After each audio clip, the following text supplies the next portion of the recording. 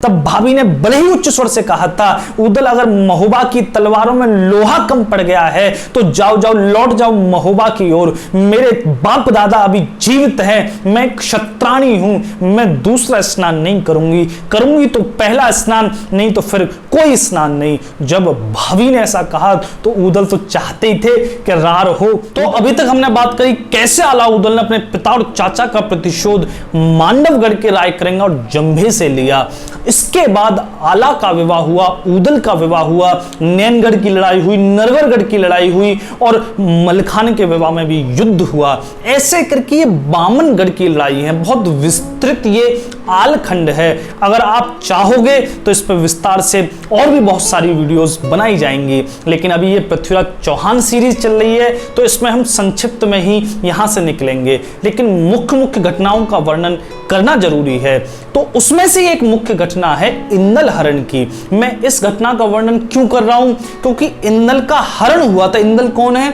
इंदल आला के ही पुत्र हैं। इनका हरण हुआ था, काबुल की एक राजकुमारी चित्ररेखा ने इंदल का हरण कर लिया था। तो काबुल में भी हमारी सनातन संस्कृति को मानने वाले राजा रह रहे थे, और कैसे काबुल में जाकर आला, उदल और मलखान ने शौर्य प्रकट किया, इसका भी वर्णन है। तो मेरा मन हुआ कि मैं आपको उसका वर्णन जरूर सुनाऊं। तो इंदल हरण कैसे हुआ? एक समय की बात है, आला उदल बड़े ही आनंद भाव से अपने दसपुरवा गांव में रह रहे थे। तभी एक दिन ज्येष्ठ मास पड़ा, जो जेठ का महीना होता है, उसमें गंगा दशहरा पड़ा।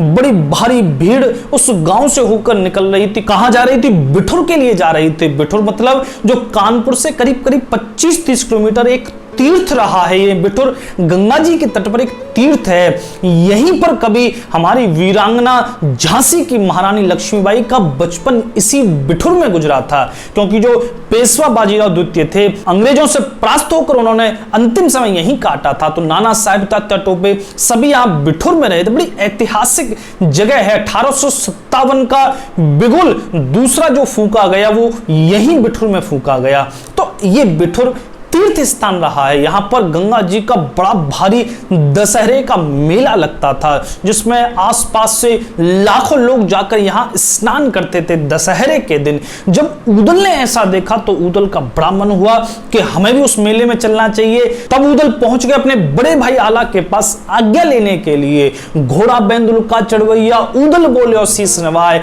करे तैयारी हम गंगा की, दादा हुक्म देव फरमाए। दादा आप हुक्म दो, आज्ञा दो, तो हम गंगा दशहरा के उस मेले के पर्व में जाना चाहते हैं। तब आला ने उदल से बिल्कुल मना कर दिया, मैं तुम्हें जाने की आज्ञा बिल्कुल नहीं दूंगा।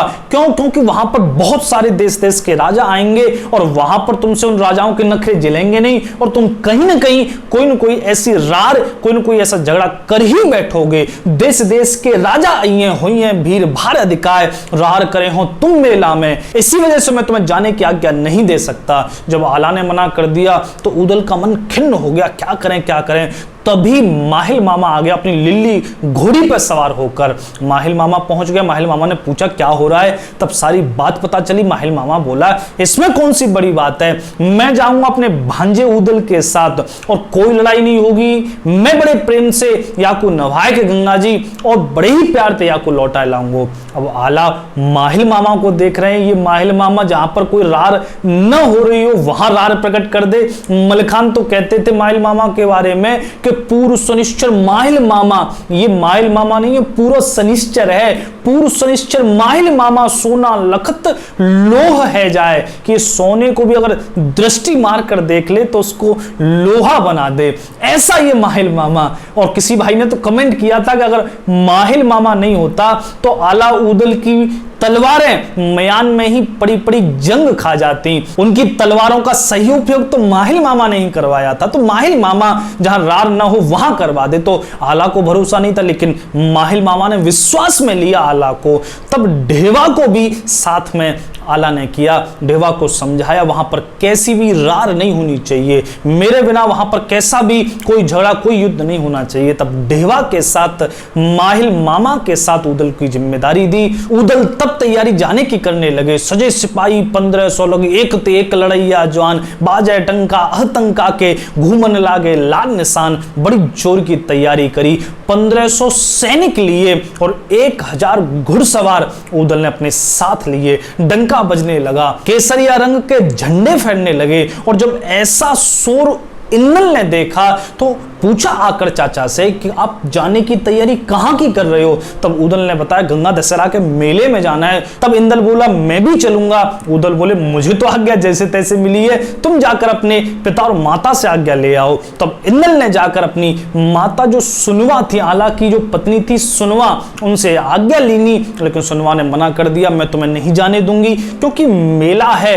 वहां कैसी कौन सी परिस्थिति खड़ी हो जाए इसका पता नहीं। तो इंदल को मना कर दिया सुनवा ने।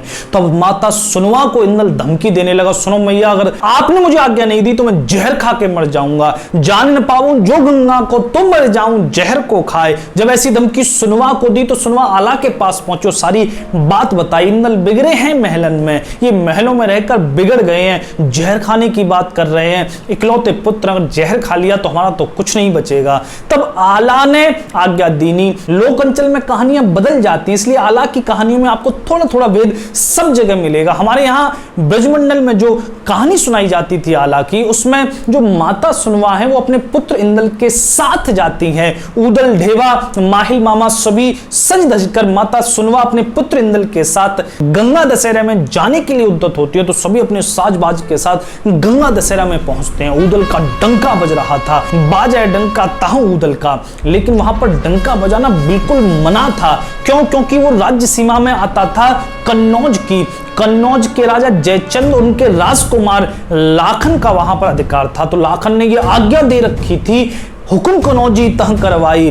कन्नौज के राजकुमार लाखन ने वहां पर यह आज्ञा दे रखी थी कि वहां पर कोई भी डंका नहीं बजेगा सिवाय कन्नौज के। लेकिन ऊदल कहां मानने वाले थे, ऊदल का डंका बज रहा था। तब कन्नौज के राजकुमार लाखन ने सुना तो अपने सैनिक को बुलाया और उसको भिजवा दिया कि इस डंके को तुरंत बंद करवाओ, उनको आज्ञा बताओ कि यहां पर हमारी आज्ञा चलती है। बात क्या थी कि राजा जयचंद को हम कन्नौज का राजा मानते हैं, लेकिन तथ्य जो शिलाखंड मिले हैं, शिलालेख मिले हैं, ताम्रपत्र मिले हैं, वो बताते हैं कि कन्नौज आता तो राज्य में ही था जयचंद के, लेकिन राजा जयचंद केवल कन्नौज के राजा नहीं थे, उनको काशी नरेश कहा गया है। मतलब जितने भी गहड़वाल राठौड़ जो ये राजा थे, ये काशी के राजा थे, काशी नरेश थे।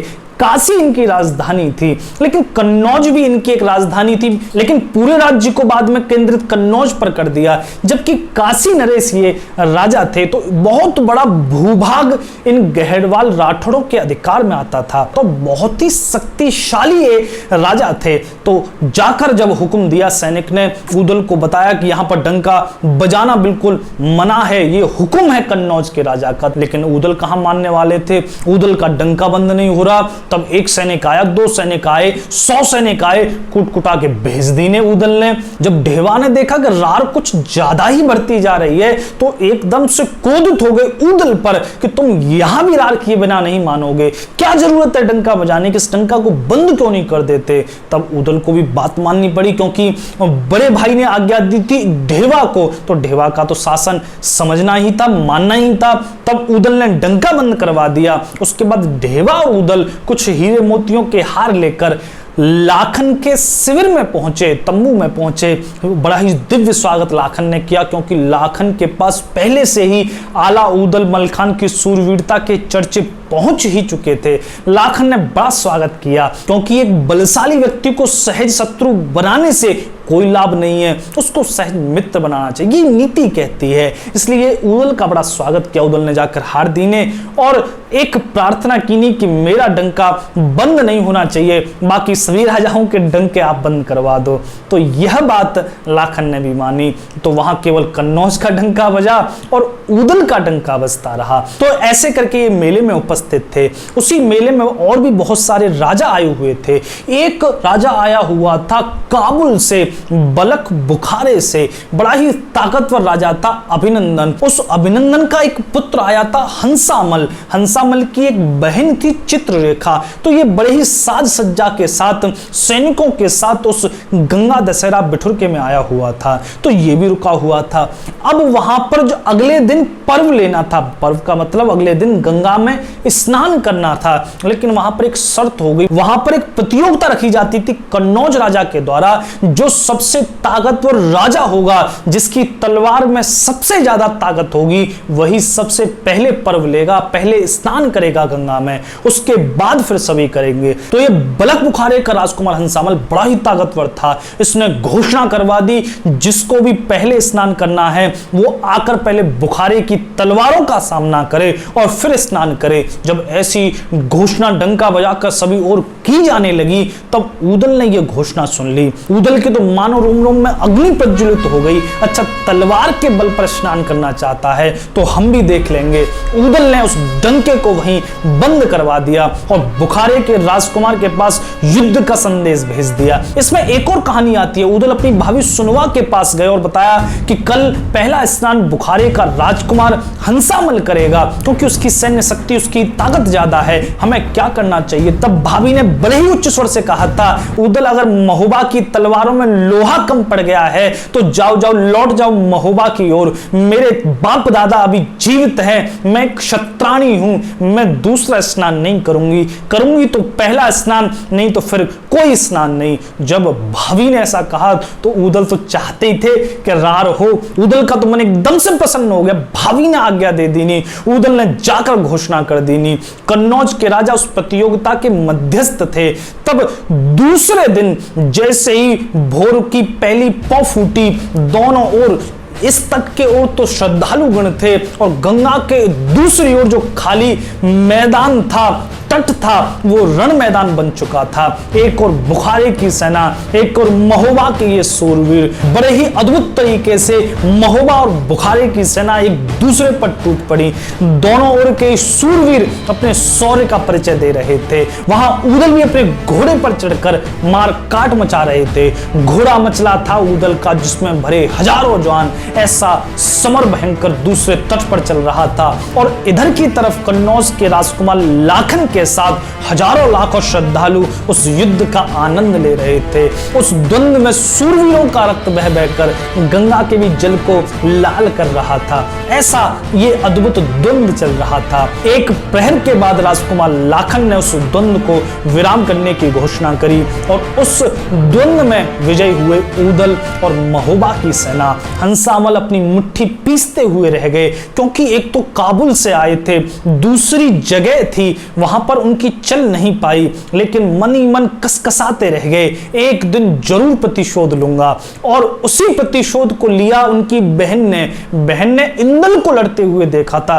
इंदल छोटे थे, लेकिन इंदल भी जब देखा कि चाचा जूझ रहे हैं, जब देखा कि महोबा के वीर सैनिक जूझ रहे हैं, तब इंदल से भी नहीं रहा गया। तब इंदल भी तलवार लेकर के मैदान में कूद पड़ा। माता सुनवा ने रोका, तुम्हारी उम्र अभी कम है, तुम रण के मैदान में मत जाओ। लेकिन इंदल ने कह दिया, 12 बरस का छत्री लड़का, रण में गहे नहीं तलवार, नालत तेही के जीवे को पैदा होवे कुधिक्कार। अगर 12 बरस का होने के बाद भी रणभूमि में तलवार नहीं चला सके तो उसके पैदा होने को धिक्कार है, उस क्षत्रिय को धिक्कार है। इंदल भी बड़ी सूरवीरता से उस युद्ध में, उस द्वंद्व में, उस प्रतियोगिता में अपना पराक्रम दिखा रहे थे। इस पर मोहित हो गई जो राजकुमारी चित्ररेखा थी बुखारा की। उसने मन ही मन इंदल को अपना पति मान लिया, लेकिन इंदल को कैसे प्राप्त किया जाए ये उसकी समझ में नहीं आ रहा था। तब चित्ररेखा ने सहारा लिया जादू टोने का, क्योंकि बुखारा राज्य उस समय जादू टोने का गढ़ था, वहां ये जादू टोना चलता आ रहा था। तो ऐसी भी कहानी आती है आलेखंड में कि इंदल को जब ऊदल, सुनवा, ढेवा ये सभी नाव में, माहिल मामा सभी नाव में सैर कर रहे थे, तब गंगा जी के बीचों बीच अचानक से धुंध हो गई और जैसे ही वो धुंध हटी, वहां से इंदल गायब थे, वहां से इंदल अदृश्य हो गए। ऊदल का तो मन एकदम से कप गया। कैसे इंदल गायब हो सकते हैं। चप्पा चप्पा छान मारा लेकिन इंदल नहीं मिले। तो ये एक तरीके से जादू टोने की तरह बताया गया, लेकिन हो सकता है कि चित्ररेखा ने इंदल को सैनिकों द्वारा कैद करवा लिया हो, तो कैसे भी हो सकता है। लेकिन इंदल का वहां हरण हुआ था बुखारा की राजकुमारी के द्वारा। उदल ने बहुत छान मारा, सभी ने बहुत छाना, लेकिन इंदल कहीं भी प्राप्त नहीं हुए। तब मन एकदम से दुखी हो गया। मन हुआ कि मैं भी इसी गंगा में डूब कर मर जाऊं। तब उदल को ढेवा ने रोका, भाभी सुनवा ने रोका। इसमें तुम्हारा कोई अपराध नहीं है। लेकिन उदल बड़े ही व्यथित थे, कैसे मैं भैया को जाकर अपना मुंह दिखाऊंगा, कैसे कहूंगा कि मैं उनके पुत्र को खो आया मेले में, मैं कैसे कहूंगा। बड़े दुखी हुए। तो सब दुखी मन से उस मेले को छोड़कर महोबा की ओर प्रस्थान करते हैं।